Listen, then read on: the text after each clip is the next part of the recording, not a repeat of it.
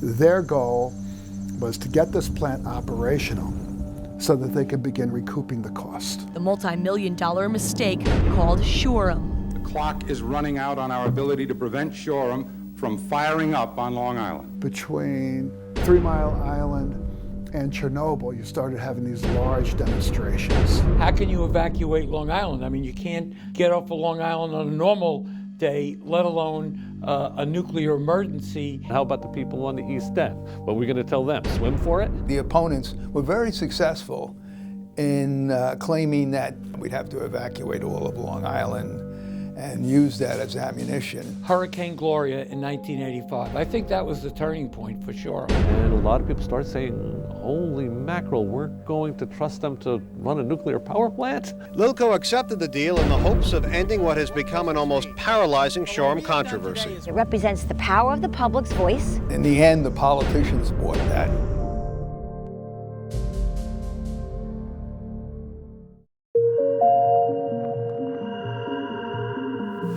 Going back to the 1960s, when the plant was first put on paper, there was this feeling that nuclear power was safe, it was dependable, it was new technology. Our submarines were nuclear powered, our aircraft carriers were nuclear powered. There was no real objection to nuclear power. But I think there was a certain amount of prestige in the 60s of having a nuclear power plant. Nuclear power was generally considered to be safe. As America's demand for electricity goes up, so does the use of nuclear power plants. At that time, it wasn't about the concerns about nuclear catastrophe, radiation, and all of that, because frankly, we were still living in the nuclear age. This was the future. Utility experts predict by the mid-1990s, this country will be facing a serious energy crisis. They say more nuclear power plants is the best solution to the energy problem. That was on the team that selected the site. We looked all over Long Island. And I think Shoreham would have been a sand mining pit if the power plant had been put there. So it wasn't that it was going to remain a pristine environmental area. Well, you know, interestingly, at the time that Shoreham was first discussed and proposed, there actually was a proposal for another series of nuclear plants in Jamesport. People don't realize that. Oh, it was a great site. It met all the population criteria, it had a significant amount of cooling water. It was a tremendous amount of acreage. Originally we bought 400 acres and then we doubled up on that and bought 800 acres. Lilco was so invested in nuclear power, they also ran the gas company, and they didn't expand natural gas because we were going to have an all-electric future thanks to nuclear. It was a nuclear power plant that was originally intentioned to reduce our dependence on foreign oil, which it would have done significantly, and provide cheaper rates as well as clean energy. You go back, you know, into the early 70s, most people supported Shoreham, thought it was a great idea. It was licensed and through a very controversial licensing and permitting period, and constructed over a period of 11 years.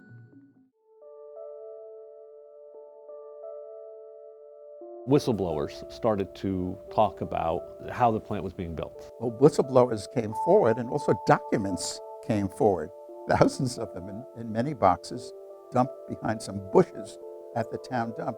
Nuclear-related issues, nuclear safety-related issues. I mean, serious stuff.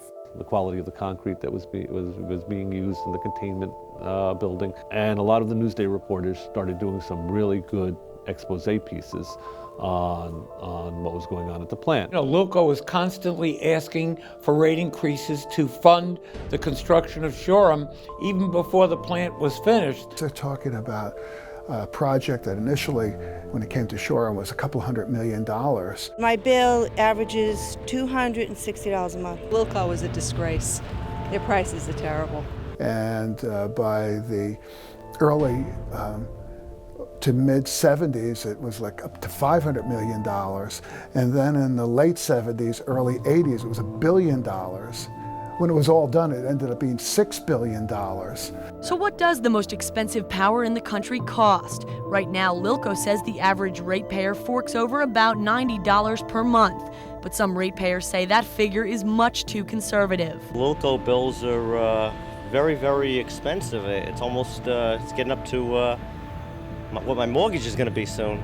Their goal was to get this plant operational so that they could begin recouping the cost. If this plant goes online, it will be the most expensive megawatt of electricity ever produced in the history of mankind. And as soon as you were able to say that, people started to stand up and take notice and say, no, that plant shouldn't open.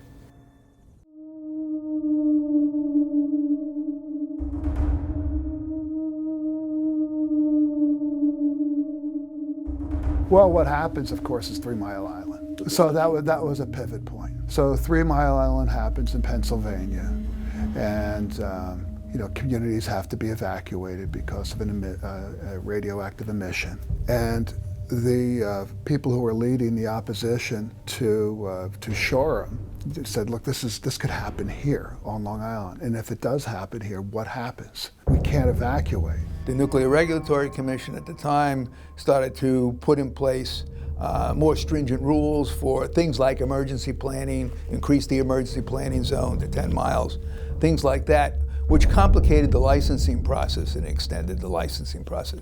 But the real sea change was 1985, Hurricane Gloria. In the summer of '85, Hurricane Gloria knocked out power to 80% of the island, but the biggest damage was to Lilco's image. So Hurricane Gloria comes, and if you lived on the south shore of Suffolk County, which I did, it was devastating. Thousands of customers waited more than a week to get their power back, and many decided that Lilco was just not capable of handling a complex nuclear reactor. Reports of Lilco customers stranded without heat or electricity for days in the aftermath of storms still burns customers who say they paid too much for too little. It was just terrible. It was terrible because they didn't communicate as to what was going on. And a lot of people started saying, holy mackerel, we're going to trust them to run a nuclear power plant? Hurricane Gloria turned Lilco's world upside down because I think people started to say, well, wait a minute. They can't get the lights back. They can't deal with an emergency like a hurricane. What are they going to do if there's a nuclear accident? And I think people were so angry about Lilco's inability to restore power that they turned on Lilco and its pet project, Shoreham. So Hurricane Gloria was a huge event. And then, of course, the next year, in early 1986, Chernobyl happens. And now everybody's questioning how safe is nuclear power. My assessment of the Chernobyl incident is that it is a disaster, not just for the people in the Soviet Union, but a worldwide disaster. I certainly think it could happen here. So Chernobyl was a meltdown, a serious, serious meltdown that they're still trying to figure out how do we deal with this, because that was the doomsday scenario that all the proponents of nuclear power said could never happen. Chernobyl was such a different beast. It was an open-air reactor, didn't have a containment, very little similarity to Shoreham. The opposition did seize upon it as just still another reason. The whole area had to be evacuated. All of a sudden, this went from something that was theoretically possible to something that actually happened. Have we learned anything from Chernobyl now that we've had a year to absorb the full impact of that tragedy? Well, it still depends upon who you're talking to. Lilco says its Shoreham plant can produce safe and efficient nuclear energy with very little danger of a major nuclear accident, while its opponents challenge those claims of safety. Between 3 Mile Island and Chernobyl, you started having these large demonstrations that started the activism that moved it from a small group of people to a large group of people. I think this goes far beyond NIMBYism. This goes to true safety concerns and huge economic impact. Polls in Newsday showed 7 out of 10 Long Islanders in favor of unplugging Shoreham. June 4th, 1979. That was the day after 15,000 people protested outside the plant. I mean, I remember the big protest. I was there. I was very young at the time. But people from all walks of life came. Old people, young people, people with families. Thousands and thousands of people showed up. It exceeded anybody's expectations, and it really marked the turning point of this campaign. There is nothing on this scale, nothing. I mean, I've been involved in politics in Suffolk County in 40 years, and this is the biggest local issue I have ever seen. 1, 2, 3, 4, Tosco Howard out the door. I marched on the beach. I had a sign, turn Shoreham nuclear power plant into a planter, and it had it covered with vines. So the protesting, getting arrested by being chained to the gate at the plant, and those will be indelible images in the battle against Shoreham. But it's really when we learned to take the political fight into the political arena, where we really started changing the hearts and minds of the voters, and therefore the hearts and minds of the elected officials. When I see this behind this, I realize that when people get involved, when a community gets committed to do something to make things right, they're bound to win. Families who settled in Shoreham's evacuation zone and have spent close to a decade debating the issue. For the McMahons, the plant is a day-to-day threat, something they say jeopardizes the lives and safety of their 3 children. I would stake my life on it. The issue of evacuation, which became ultimately one of the biggest issues, how can you evacuate Long Island? I mean, you can't get off of Long Island on a normal day, let alone a nuclear emergency. Anybody who's ever been in rush hour traffic knows you couldn't possibly safely evacuate Long Island. And how about the people on the East End? What are we going to tell them? Swim for it? Traffic will simply come to a standstill. Cars will run out of gas. It would take 16 to 24 hours to evacuate. And during that period, the very thing they're trying to escape, this plume of air which has radioactive material in it, would pass over their heads and contaminate them. The fear was, and the reality was, if there was an accident, it wasn't just going to one community or 2 communities. It could go as far as Montauk. Federal law requires an emergency evacuation plan only for residents living within 10 miles of the plant. But county and state officials argue that in a real nuclear accident, half the island's population, 1.3 million people, would jam onto the limited highway system and panic. In order to put a nuclear power plant online, you had to have a successful evacuation drill. That was one of my personal projects, and I was in charge of the emergency planning process. And we evaluated all the different kinds of accidents that would take place at the plant. And we saw that it would have no impact on this low population zone. Suffolk County was refusing to go along with it.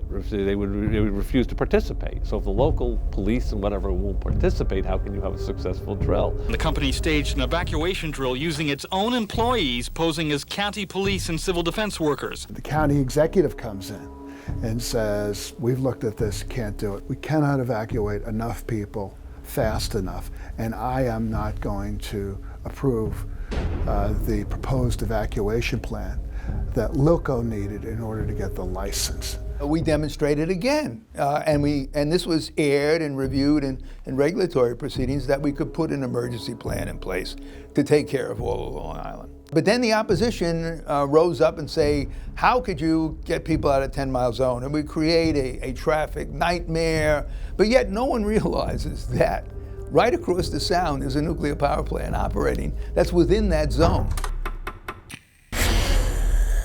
The clock is running out on our ability to prevent Shoreham from firing up on Long Island. Lilco promises not to operate Shoreham at more than 5% of power, though it will continue seeking a license. The governor at the time, new governor Mario Cuomo, jumps in. He's saying, I'm against this, and it metastasized to a situation where everybody said there's no way we could allow the Shoreham nuclear power plant to operate.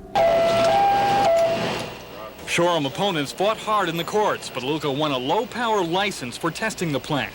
To get a approval by FERC, the federal agency that regulates nuclear power plants, to give them an operating license over the objections of Suffolk County and over the objections of New York State. Lilco's political support suffered a meltdown as nearly every major player in both parties took a hardline stand against the plant.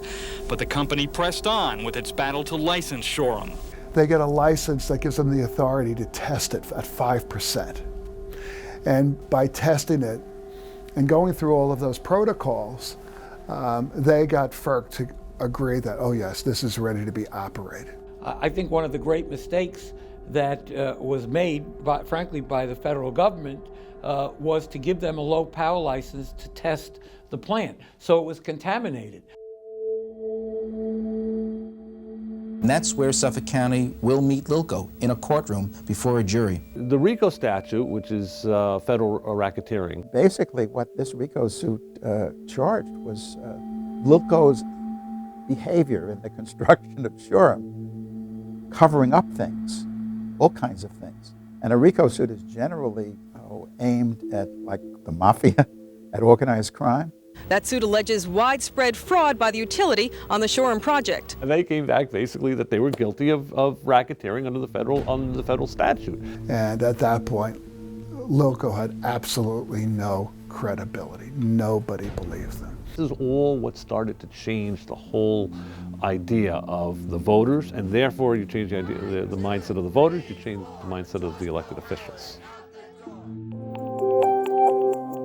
That high cost of lighting up Long Island's homes and businesses, coupled with complaints about Lilco's service, could make the idea of a takeover very appealing. As for Lilco ratepayers, those we spoke to have mixed feelings about the idea of the state controlling their utility service. Every time the government puts its hand to something, it gets screwed up, so I don't think it's a good idea at all. Once it became a political problem, the reality set in.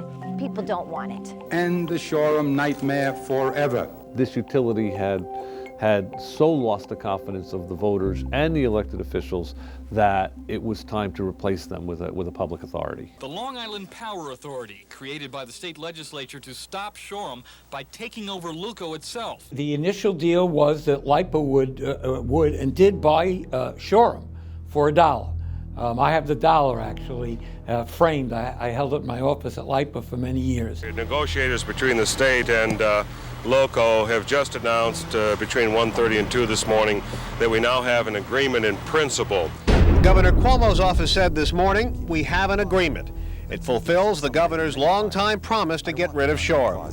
I want it dismantled. I want them to peel the metal off it. I want them to take it apart. I want them to take whatever salvage value there is. I want it to go away. Lilco gives up the Shoreham plant. Selling it for $1 to the Long Island Power Authority will then decommission it. Lilco will pay for that. It was the deal you couldn't refuse, and it made the stockholders whole, continued their access to profits from the operation of the company. Not so much so for the ratepayers, it was disaster for the ratepayers. Once the decision was made to close the plant, we still had to decontaminate it, which cost hundreds of millions of dollars. The ratepayers of Long Island would have to pay over $6 billion for this abandoned nuclear power plant. There would be a surcharge on everybody's electric bill for the next 30 years. And last time I looked, it's still on the bill. I think we all could have done a better job forcing Lilco shareholders to pay more of the cost of that plant. They did pay, close to $2 billion, probably should have been more. It was a disaster, primarily for the ratepayer, not the company. As politicians tend to operate even today, handle a situation right now and take the heat off, kick the can down the road. Now they'll have the plant closed, and they're not responsible for the rates, and neither am I. It's wonderful.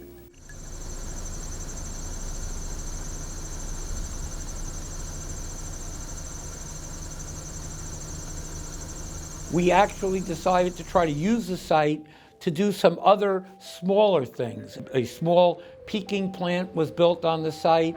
The cross-sound cable is plugged in at the intake canal.